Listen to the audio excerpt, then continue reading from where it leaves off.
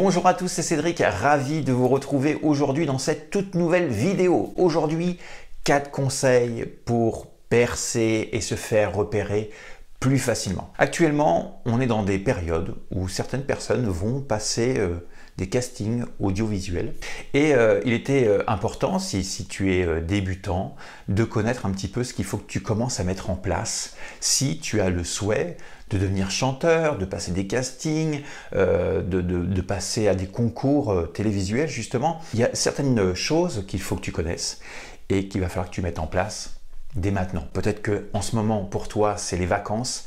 C'est peut-être le moment de poser les choses et que je vienne te donner un petit coup de pouce. Si c'est la première fois que tu débarques ici, sur cette chaîne, moi je m'appelle Cédric, je suis coach vocal. Mon métier, c'est d'accompagner les chanteurs dans le développement de leur voix. Donc tu pourras retrouver ici sur cette chaîne une multitude de vidéos qui pourront t'aider à démarrer, à commencer, à comprendre un petit peu comment la mécanique fonctionne. Et puis aujourd'hui, 4 conseils pour t'aider pour avancer plus facilement en tant qu'artiste. Premier conseil que je vais pouvoir te donner, c'est de construire ton catalogue. Catalogue, ça veut dire quoi?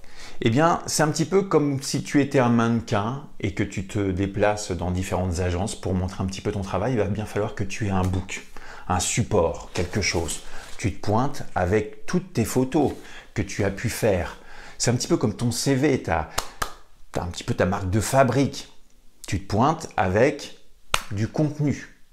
T'imagines, tu es mannequin et tu viens et que tu n'as absolument rien. Pour beaucoup de personnes qui tiennent les agences, ils disent il a rien du tout, il n'a pas de support, il a rien fait, il est totalement débutant. Alors, sauf si vraiment tu passes vraiment nickel en photo et que ça se voit instantanément et que la personne elle te regarde. Non, c'est pas comme ça qu'on fait. Elle se dit, lui, c'est nickel, on y va, il est débutant, mais franchement, ça pète à mort, ok. Mais la plupart du temps, il faut avoir un book.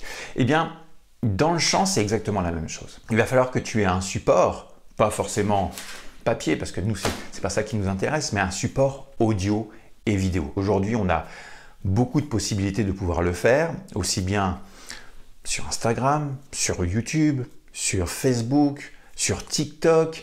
Voilà, tu vas pouvoir très facilement poster une vidéo où tu chantes, poster un audio. Il faut que tu aies quelque chose de posé. Sur un compte, sur un site internet aussi, tu peux construire ton propre site internet. Si tu as des compositions, balance tes compos. Voilà, il faut que tu commences à avoir un endroit où on peut te trouver facilement. Alors certaines personnes me diront « Oh oui, non mais là c'est compliqué, j'ai pas la caméra qu'il faut et tout ça. » Maintenant, il n'y a plus d'excuses.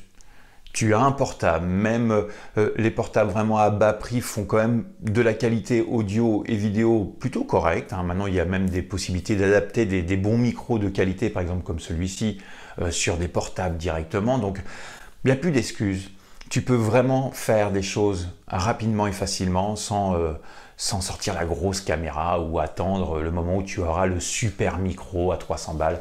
Tu n'as plus besoin de tout ça. Les personnes qui viennent t'écouter, aujourd'hui, sont habitués à avoir quelque chose de vrai, facile. Ils scrollent sur les différentes pages, ils vont pas s'attarder forcément sur quelqu'un qui aura fait l'ultra décor, super belle qualité au niveau de la vidéo et de l'audio. Bien sûr, il faut pas que ça soit totalement pourri, que ça grésille, bien sûr que non, il faut aller un petit peu au-delà de ça, mais je pense que tu as compris ce que je voulais dire par rapport à ça. Deuxième conseil que je vais pouvoir te donner, c'est de construire ta fanbase. C'est très important. Très, très, très important. À partir du moment où tu vas commencer à envoyer tes CV ou que certaines maisons de disques vont commencer à scruter un petit peu qui tu es, ils seront beaucoup plus intéressés par quelqu'un qui a déjà construit quelque chose, qui a déjà sa fanbase, qui a déjà plein de fans autour de lui qui aiment bien ce qu'il fait vocalement, artistiquement, etc., que quelqu'un qui est à zéro. Donc là encore, je ne dis pas que si tu viens de débuter et que tu es à zéro ou que tu as 2-3 personnes, ça ne va pas fonctionner pour toi. Si tu chantes super bien et puis que tu es vraiment dans ce qu'ils recherchent, c'est possible que ça fonctionne. Je ne dis pas que c'est pas possible, mais fais en sorte de construire tout ça. Donc ça peut prendre un petit peu de temps des fois. Montre ce que tu sais faire, montre ce que tu sais faire vocalement, montre ce que tu sais faire artistiquement, montre ce que tu peux apporter émotionnellement dans tes textes, enfin, tout ce qui représente un chanteur pour attirer du monde vers toi et faire en sorte que tout ça grandisse et que tu gagnes des abonnés au fur et à mesure du temps. Pourquoi? Parce que, comme je te disais, les maisons de disques, tout de suite, dès qu'elles vont aller voir ton profil, elles se disent « Tiens, il est suivi par plusieurs personnes, c'est peut-être intéressant. » Donc déjà, dès le départ, ils se disent « Il y a peut-être quelque chose à faire. » Pour eux, une maison de disques, il ne faut pas oublier que c'est quand même une société qui va te permettre de te pousser en avant, mettre plein d'atouts pour toi pour pouvoir avancer, te faire voir beaucoup plus facilement. Ça engage bien évidemment un investissement de départ. Ils investissent de l'argent sur le chanteur. Donc, s'il y a déjà quelque chose de construit, pour eux, c'est un gain de temps. Un gain de temps, et en plus de l'argent, et en plus, ils se disent, bah tiens, avec celui-ci, ça va être beaucoup plus facile, et on va directement aller droit au but. Donc, c'est un coup de pouce, ça aide pour toi, bien sûr, déjà pour construire ton réseau, et en même temps, pour eux, pour pouvoir t'aider et te propulser bien plus haut.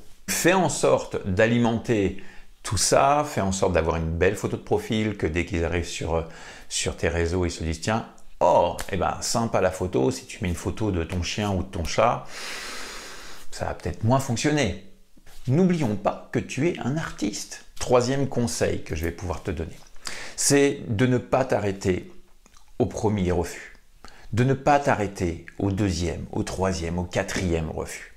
Tu sais, tout le monde est un petit peu différent, tout le monde a des pensées différentes. Les tendances changent, que ce soit par rapport au style de musique ou par rapport à la voix. Donc, ne t'arrête pas en te disant que « Ah ouais, non, j'ai essayé une fois, ça a raté, je suis nul et je laisse tomber. » Ça serait une erreur de faire ça. Je te le dis simplement parce que c'est quelque chose qui arrive tout le temps, même le meilleur des chanteurs, s'il ne correspond pas forcément à ce que la maison de disques recherche, il risque de se faire recaler tout simplement. Donc, une fois un refus, c'est pas grave.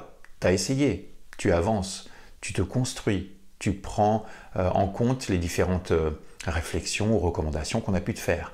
2, c'est raté, c'est pas grave. 3, c'est pas grave. 4, c'est pas grave. Ça arrive au bout de 10 fois que ça soit pas encore là. Mais qui te dit que la 11e ne sera pas la bonne?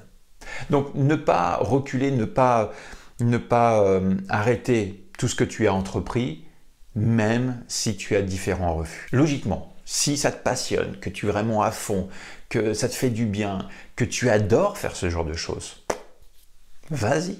Quatrième conseil, attention à ce qui va se passer après. Imaginons que tu as passé les différents castings, que tout se passe bien, que tu es sélectionné, que par exemple tu as été gardé sur ta candidature, que la maison de disques a pris contact avec toi, qu'ils ont envie de te voir et avancer, te faire signer peut-être un contrat, eh bien c'est là qu'il va falloir que tu sois un petit peu vigilant, car dans le métier, il arrive parfois que certaines personnes profitent un petit peu des choses.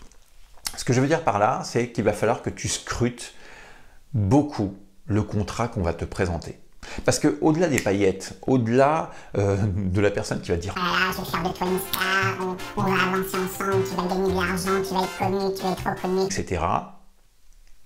Eh bien, il y a un petit papier qui va être là, plusieurs petites feuilles d'ailleurs, qui va être un accord finalement entre la maison de disques et avec toi. Et je t'invite à décortiquer énormément ce genre de choses qu'on met dans les contrats et qu'on n'a pas envie d'avoir finalement et qu'on n'a pas réfléchi, on se dit ah, j'ai pas regardé suffisamment, maintenant je suis coincé, je suis bloqué, etc. Peut-être que c'est ok, que ça va fonctionner, que pour toi tu es en accord, c'est parfait, nickel, tu signes en bas et c'est parti, on y va. À partir de là, pas de souci, mais regarde bien un maximum les interlignes et puis le maximum de pages qu'ils t'auront fourni. C'est très souvent comme ça. On a un contrat dans n'importe quoi, hein, dans les applications que tu peux avoir, que tu télécharges, dans les contrats de banque ou autre, ou n'importe. On sort 14-15 pages avec des petites lignes. Qui est-ce qui les lit vraiment à fond? Pas tout le monde, j'en suis sûr. Hein. Donc pense bien à tout ça. Alors, là, si tu es resté avec moi jusqu'au bout de cette vidéo, que tu as besoin de conseils, comment développer ma voix? Comment faire pour la travailler? Comment l'échauffer? Comment projeter? Comment lui donner de la brillance? Enfin, tout ce qui a un rapport à la technique vocale et puis tout ce qui a un rapport à l'aspect artistique d'un chanteur, eh bien, tu peux venir me rejoindre. Je t'ai laissé un petit lien, tu cliques dessus et tu as accès à un groupe privé où je t'apporte tous mes conseils d'expert. Voilà, j'espère que cette vidéo t'a plu. Si elle t'a plu, n'hésite pas à la liker, à la partager, à t'abonner bien sûr. Hein, et on se retrouve très bientôt pour de prochaines vidéos. Bye bye.